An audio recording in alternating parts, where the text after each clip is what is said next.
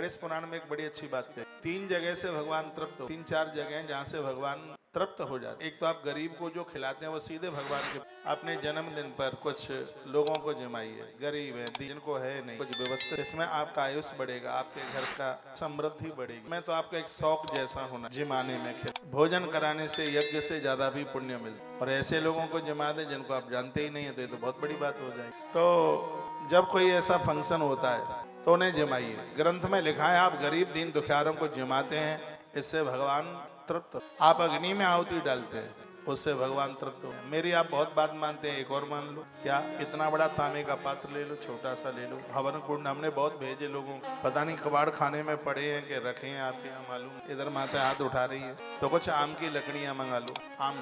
तो क्या करो, तो रसोई शुरू होने से पहले थोड़ा उनको जला लो, 5 चम्मच घी डाल लो उसमें, जो आपने दोपहर का भोजन बनाया, मछली वछली तो नहीं खाते हो, धन्यवाद। तो फिर उसमें 5 आहुतियां डालिए, देवताओं के नाम से डालिए, पूर्वजों के नाम से डालिए। 30 साल से ये भोग लगाने की आदत आ गई है, हाँ ये थाली दिखा दो बस हो गया काम।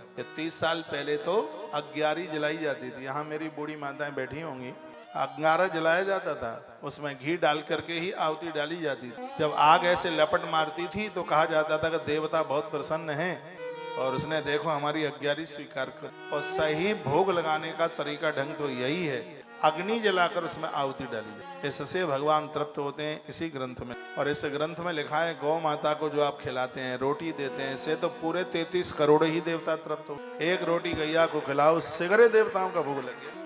घर में नारी ऋतुकाल में है, रजो दर्शन में है, मंदिर में तो भगवान का भोग लगेगा नहीं, और भगवान का भोग लगाना रोज जरूरी है। तो इसका एक ही उपाय है, एक से दूसरा है ही नहीं। और ऐसी बातें मैं बहुत आपके बीच में लेके आया हूं, अब आप ध्यान रखते हैं कि नहीं रखते वो आप जाने। एक ऐसी गौ माता है सूतक पातक में भी, जिसको 84 लाख योनियों में मुक्त रखा। ऋतुकाल में एक गाय के अलावा किसी को नहीं छू, ना जल को छू सकते, ना पूज्य वृक्षों को सकते, ना रसोई को, आप देवी देवताओं को छू ही नहीं। लेकिन ऐसी एक गौ माता है सूतक पातक में, जन्मे हुए में, मरे हुए में, किसी में भी आप गौ माता को स्पर्श करते हैं, गैया को कभी सूतक पातक। ऋतुकाल में भोग बनाकर आप देवताओं को तो नहीं खिला पाओगे, लेकिन ऋतुकाल में भी आपने रोटी बना करके यदि गैया मैया को आपने खिला दी है तो आपको दोष नहीं लगता।